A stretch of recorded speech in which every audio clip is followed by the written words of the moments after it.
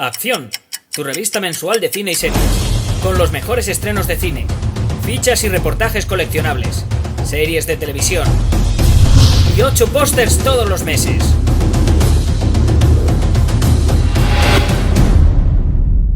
Búscala en tu kiosco.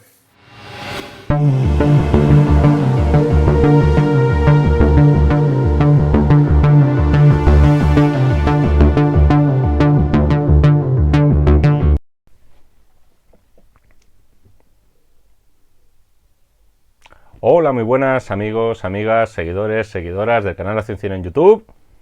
Jaime Vicente Echagüe, otra vez. Aquí estamos para responder una petición que nos ha hecho Pablo. Pablo nos ha pedido una película escrita y dirigida por Francis Ford Coppola en el año 1983, una película protagonizada por Matt Dillon, Mickey Rourke, Diane Lane, Dennis Hopper, entre otros. Una película titulada La Ley de la Calle, título que se sacaron los distribuidores de la manga para sustituir al original, que es Rumblefish. Rumble en slang, y perdón por la clase esta de Massey de inglés, Rumble en slang significa pelea, pero tipo pelea callejera. Entiendo y es comprensible que llamar a esta película El pez peleón, por ejemplo, no era la opción comercialmente hablando más inteligente. De todas formas, luego iremos al título porque queda muy bien explicado en la propia película y es además también lo que da un poco de lo que da sentido a toda la historia que se nos plantea. Pablo, una vez más, 1.000.000 de gracias por tu petición, por tus peticiones, que han sido unas cuantas, porque me estás dando trabajo y trabajo del bueno últimamente. Como siempre, pediros perdón por la tardanza. O sea, esto ya es crónico. Son muchas las peticiones que estoy recibiendo, afortunadamente. Se amontonan, pero prueba de ello es que ninguna se queda sin respuesta. Me da vergüenza mirar atrás en el tiempo y averiguar cuándo Pablo pidió esta película. Pero bueno, todo llega. Hoy toca hablar de Coppola. Algo que ya me habéis dado la oportunidad en varios vídeos. Bastantes ya, la verdad. 5 películas, si no me fallan las cuentas. Y por cierto, Pablo y al resto, esta semana espero de verdad que vuelva a aparecer aquí un servidor, este que os habla, en el canal para hablar de Coppola, para hablar de algo relacionado con Coppola. Espero que así sea. De hecho va a ser así, o sea, salvo imprevisto gordísimo, lo cual sería muy mala señal.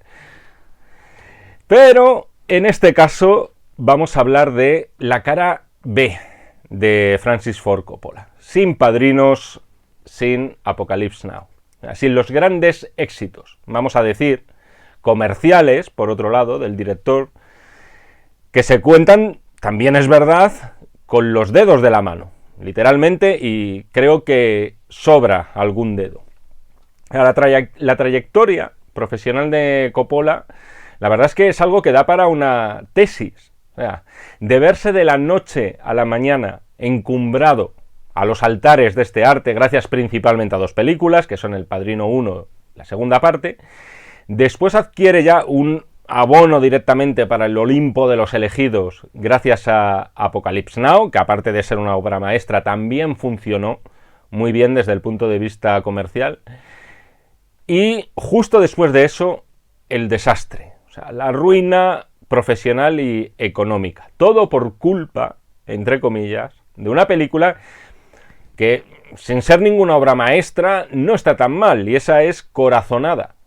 Ese musical, 25 millones invertidos y menos de 1 millón recaudado. O sea, no hay por dónde cogerlo desde el punto de vista económico. O sea, Coppola además ya arrastraba su fama bien ganada y a pulso de problemático, en el sentido de pasarse siempre de los presupuestos y de las fechas.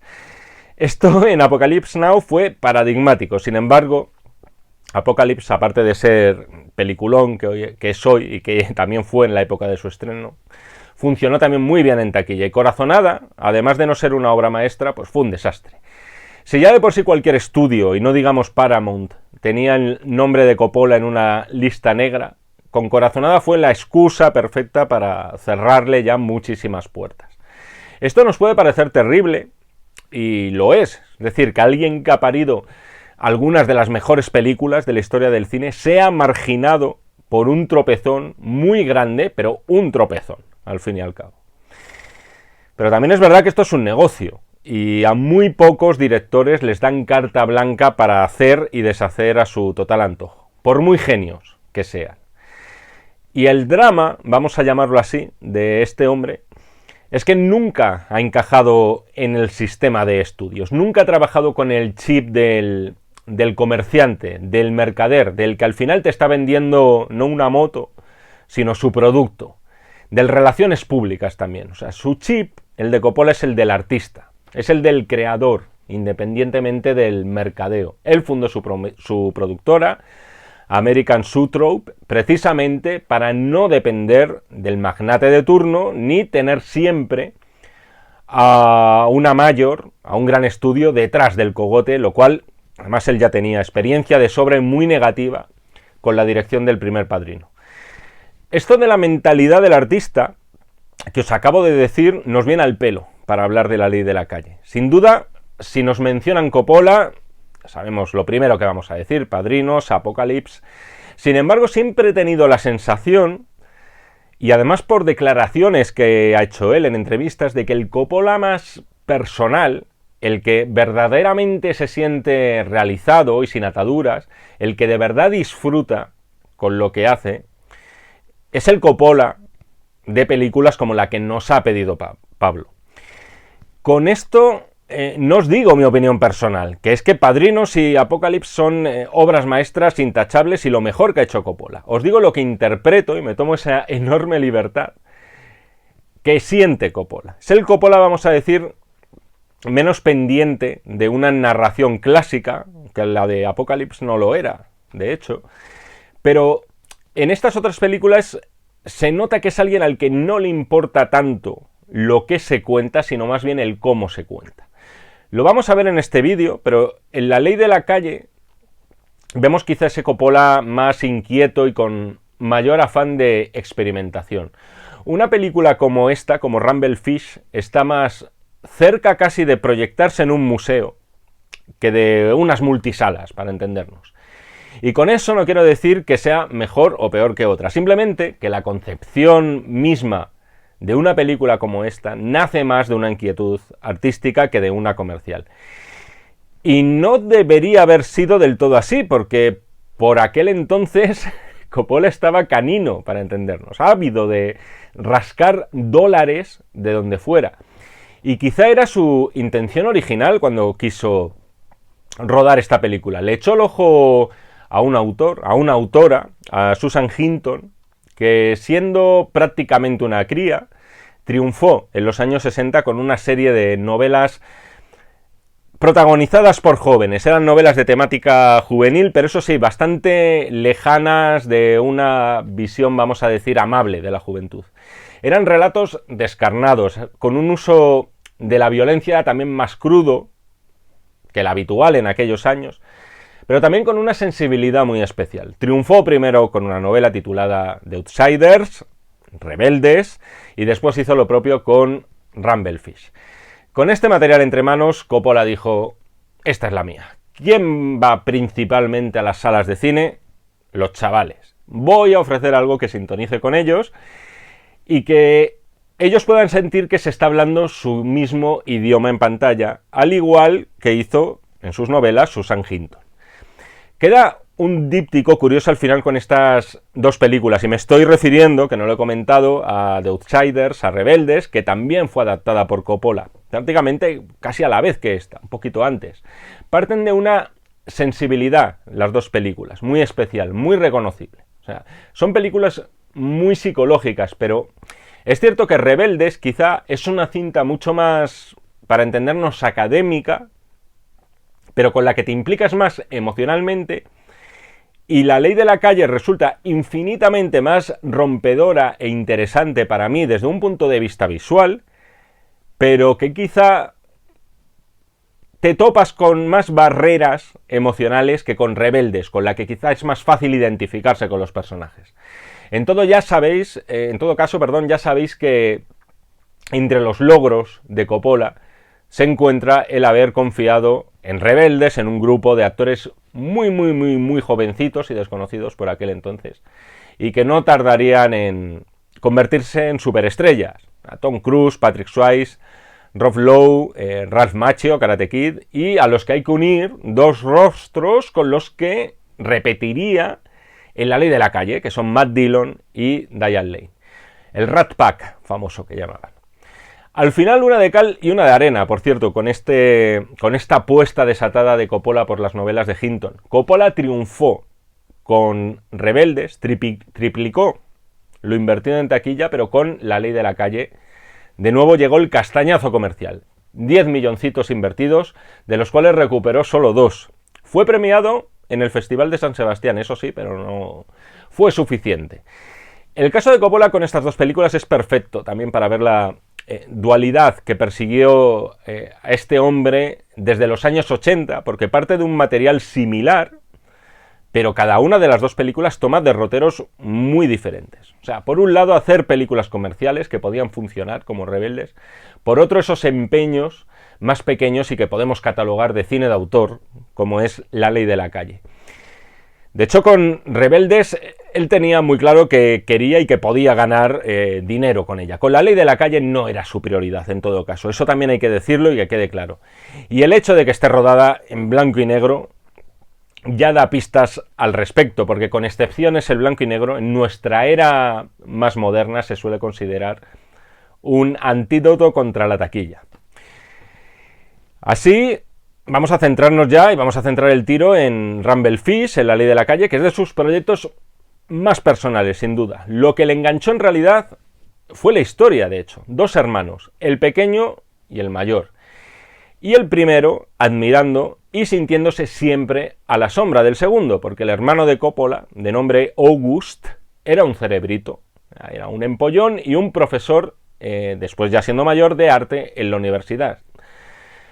August, por cierto, era, y digo era porque falleció, el padre de Nicolas Cage, sobrino del director y que también aparece en la película. De hecho, está dedicada a August, a su hermano. No sé si al final August sentiría celos a su vez de Francis, viendo el éxito que alcanzó pese a estos batacazos en taquilla. En todo caso, los Coppola, como familia, era un clan siempre donde el arte y la educación en el arte estuvo omnipresente. No os olvidéis de Carmine, o Carmine, el padre de ambos, Carmine Coppola, que era director de orquesta y de hecho el pequeño Francis contaba cómo se metía en el coso mientras dirigía a sus músicos y el crío se quedaba nubilado viendo a toda la orquesta tocar.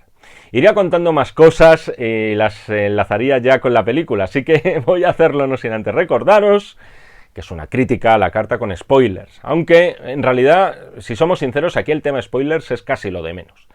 Lo acabo de avanzar, pero La Ley de la Calle es la historia de dos hermanos, no precisamente, por cierto, versados en el arte, como podían ser los hermanos Coppola. Por un lado tenemos a Rusty James, Matt Dillon, o sea, un pandillero en toda regla, el jefe de una pandilla, habría que decir, que entre otros chavales reclutados tiene a Nicolas Cage y a Chris Penn, hermano de Sean Penn, ya fallecido, por cierto. Jefe de la banda, pero también con su crisis de liderazgo.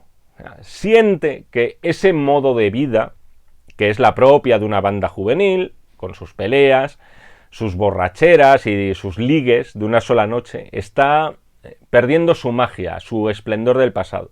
Y de eso va a ser consciente cuando aparece en escena su hermano mayor, al que todos conocen como Motorcycle Boy, el chico de la moto, interpretado por Mickey Rourke, y que tuvo aquí uno de sus primeros papeles de enjundia en la gran pantalla. El chico de la moto era lo máximo, o sea, el auténtico rey de las calles, hasta el punto de que en torno a él se ha acabado creando una aureola mítica, una leyenda, tanto que Rusty James siempre se ha sentido infinitamente más pequeño de lo que ya es a su lado, indigno de la altura de su hermano. Y su irrupción ahora va a suponer en Rusty una suerte de, iba a decir catarsis, supongo que sí, sobre todo porque todo el mundo se lo empieza a echar en cara. Tu hermano es como un rey en el exilio. O sea, tú nunca vas a estar a la altura. Esta es una de las muy buenas frases, por otro lado, que se dicen en la película. El uso del blanco y negro en la película tiene su explicación, vamos a decir, desde un prisma racional. O sea, este chico de la moto, este Mickey Rourke, sufre de daltonismo. Lo ve todo sin color definido. Todo salvo una cosa, que son los peces de colores de una tienda de animales. Concretamente unos peces luchadores de Siam. Así es como se llaman, y son además los que dan el origen al título original de la película que os decía. Peces que de algún modo obsesionan al personaje de Rourke. O sea, puede pasar horas mirándolos porque le acaban transmitiendo como una sensación de paz. Ya sabéis que después Spielberg haría algo parecido, quiero decir, con este tema del color, introduciendo una nota de color en la fotografía en blanco y negro con la niña del abrigo rojo en La lista de Schindler. En todo caso, todo este mundo en blanco y negro retrotrae, que el que nos planta Coppola, quiero decir, nos lleva más al espíritu de ese cine de Nouvelle Vague que del expresionismo alemán, que al final son dos influencias que se han citado a la hora de por qué Coppola ha elegido contar su historia en blanco y negro. Acerca, desde mi punto de vista, la película más al espíritu de una obra como Los 400 golpes que al Nosferatu de Murnau, por ejemplo. En todo caso, le da también a todo el escenario, porque, y hablo bien de escenario, toda la película tiene algo de teatral, de la irrealidad del teatro, una cierta sensación de opresión siempre, de agobio, de estar encerrado en un sitio y no poder o no querer salir de ese sitio. Después, aparte de los peces, hay otro factor muy recurrente en esta película y que yo creo que también es fundamental para saberla leer.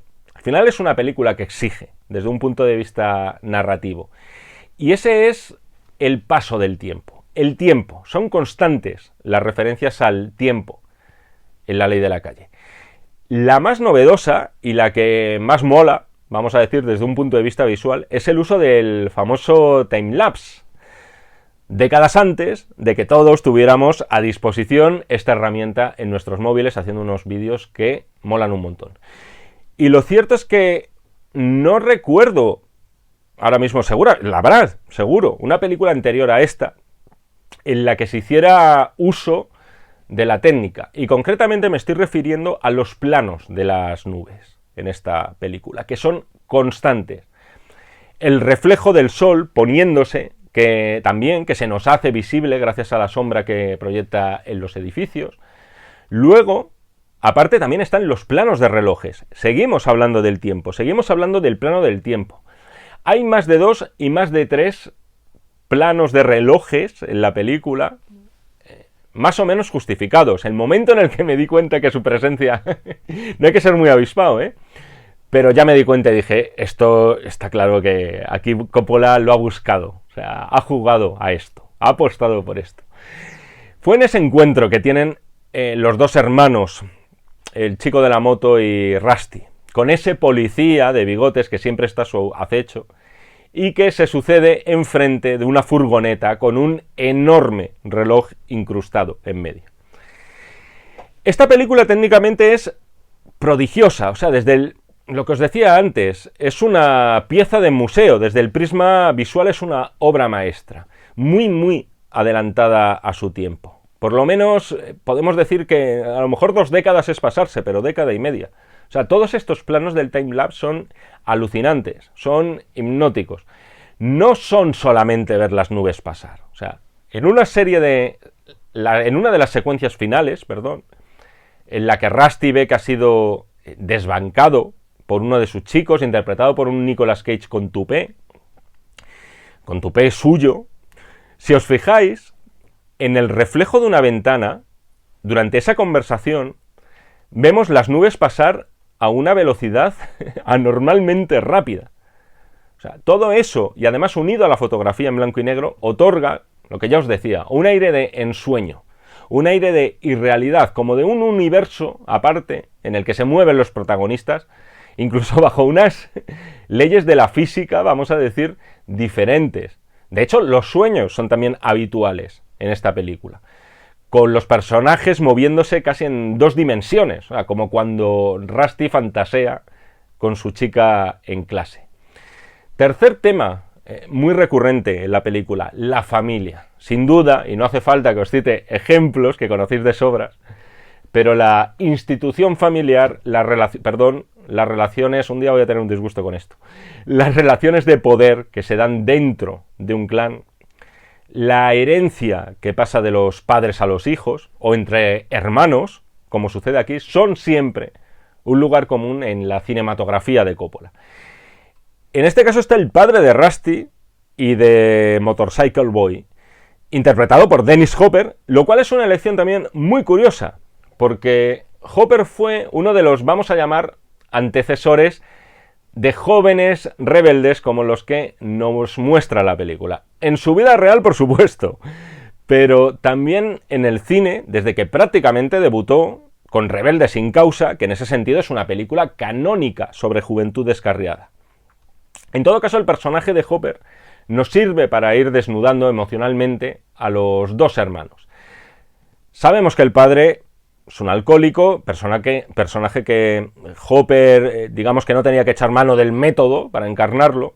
Sabemos también que la madre les abandonó cuando eran unos críos, etc. Al final la película también te das cuenta, mencionando todas estas cosas y la presencia de Dennis Hopper y ese aire retro que tiene buscado, o sea, no dirías que es exactamente una película de los años 80 de pandillas callejeras, no es Los Guerreros del Bronx, no es este tipo de cine macarrero.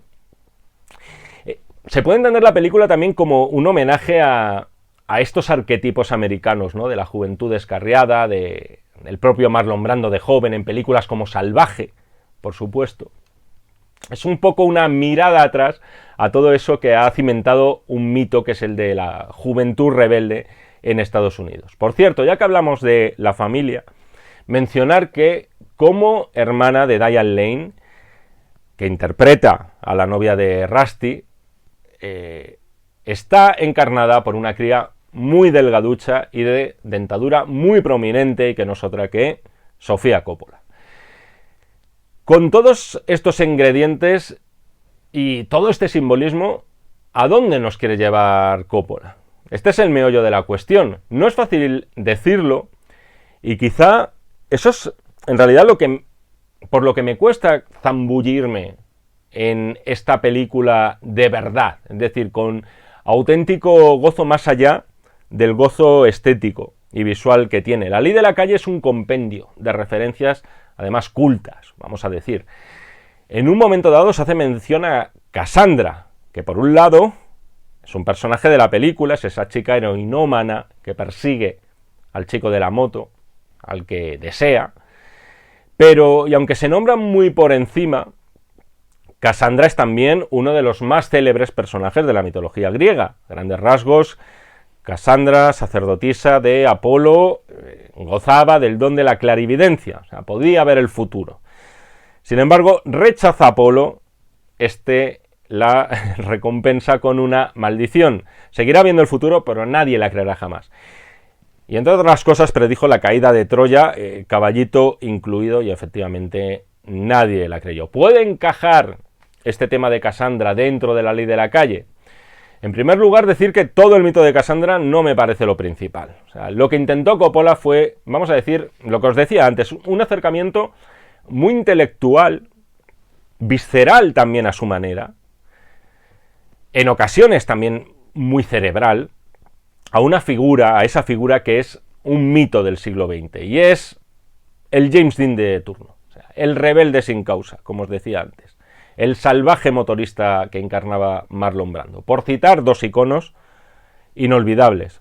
Es un tratamiento casi antropológico de ese mito, por momentos, pero también existencialista en otros, a esa figura, o sea, lo que le mueve a crear su propia ley, sus valores al margen de lo establecido socialmente, su afán de dominio sobre el resto.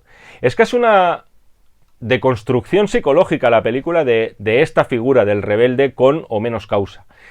Y eso incluye también el desnortamiento, o sea, el no saber lo que se quiere porque se está en una edad en la que no se sabe lo que se quiere. O sea, tienes en tu mente múltiples resortes y no sabes de cuál echar mano. Y cuando echas mano de uno, lo más probable es que sea el equivocado. Sin embargo, ese espíritu a la deriva, que es el protagonista de Matt Dillon, Rusty, de repente se le cruza un faro, un guía, su hermano, el exiliado, el ex líder que de algún modo, como Cassandra, puede ver lo que va a ocurrir si su hermano repite los mismos errores que él.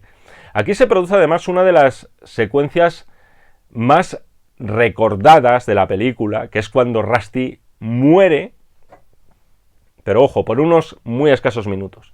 Dos rivales le acorralan, le dan un mamporro en la cabeza, el tío cae redondo, el humo, que es otro elemento constante a la película, empieza a salir, humo que siempre también tiene esa connotación espiritual y casi fantasmal, y de hecho vemos cómo el alma de Rusty sale de su cuerpo, empieza a flotar, ve a su novia y a su hermano llorando desconsoladamente.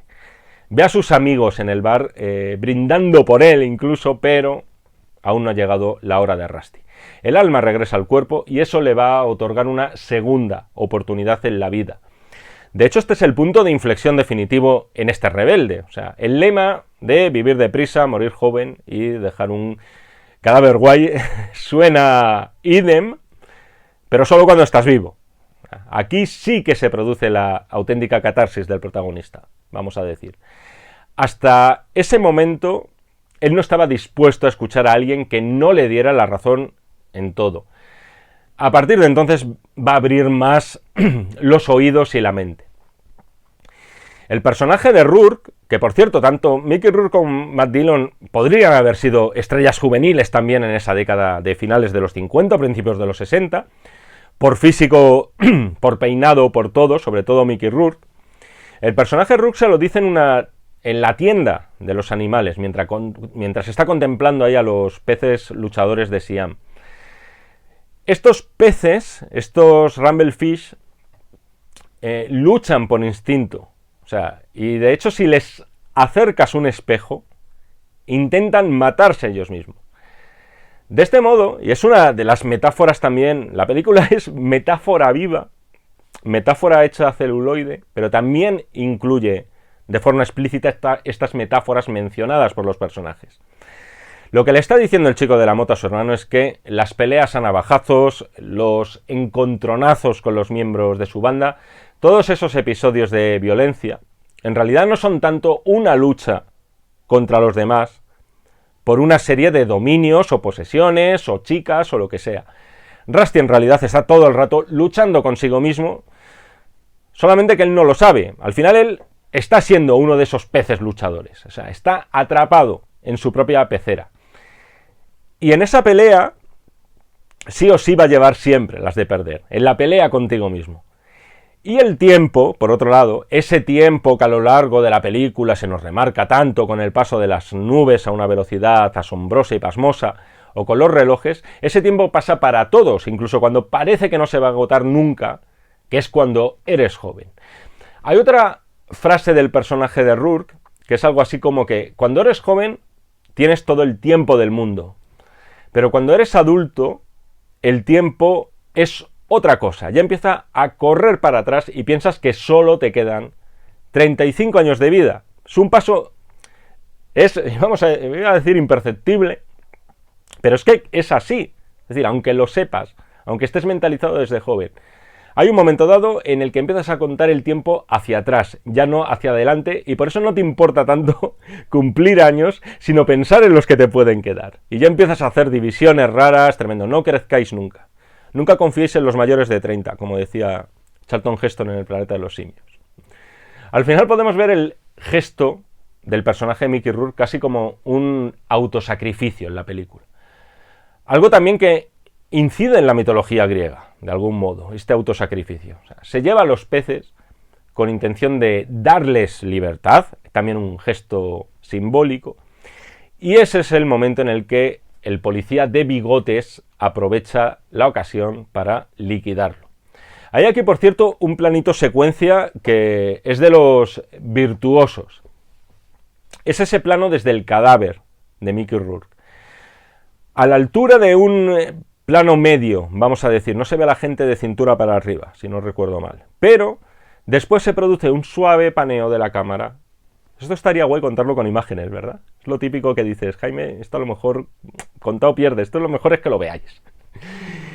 Un paneo de la cámara que permite ver a todos los protagonistas, incluido el padre, incluido Dennis Hopper, que bebe un trago de la botella. Después en un túnel, la cámara sigue, vemos una pintada que pone el chico de la moto rules, el chico de la moto manda, y justo en ese momento vemos una sombra de un motorista que se cruza por ese túnel. O sea, podría ser, lo primero que pensé cuando vi la peli por primera vez, podría ser el espíritu mismo de Mickey Rourke.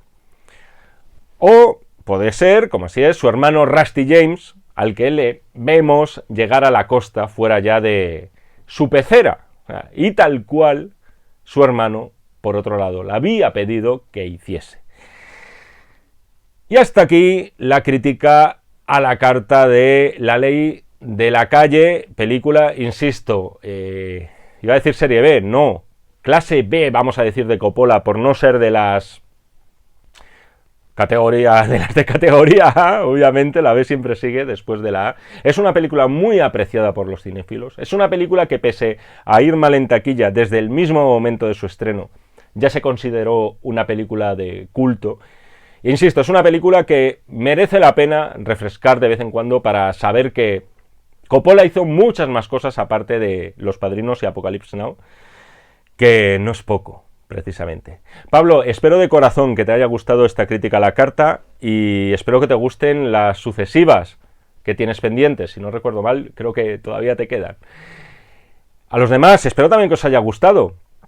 Si queréis más críticas a la carta, ya sabéis lo que tenéis que hacer, bien sencillo, mirad las instrucciones un poquito más abajo, explica todo, WhatsApp, Telegram, demás. Un poquito más arriba, importante también, si os queréis suscribir, o bien si os queréis unir al canal, colaborando un poquito más, compartid los vídeos, por cierto, con la gente a la que más queréis en el mundo, bien porque les guste la película y queréis decir, oye, pues me ha gustado mucho lo que ha dicho este chico, tal, o bien por el contrario, decir, mira las chorradas que dice este tío que no tiene ni idea. Los dos motivos siempre son buenos para compartir un vídeo. Espero que sea más por lo primero. Amigos, nos seguimos viendo en el canal de Acción Cine, si así me lo requerís, y nos seguimos leyendo en este y en todos los que están por venir de los números de la revista Acción. Muchísimas gracias y hasta otra. Acción, tu revista mensual de cine y series, con los mejores estrenos de cine, fichas y reportajes coleccionables, series de televisión y 8 pósters todos los meses.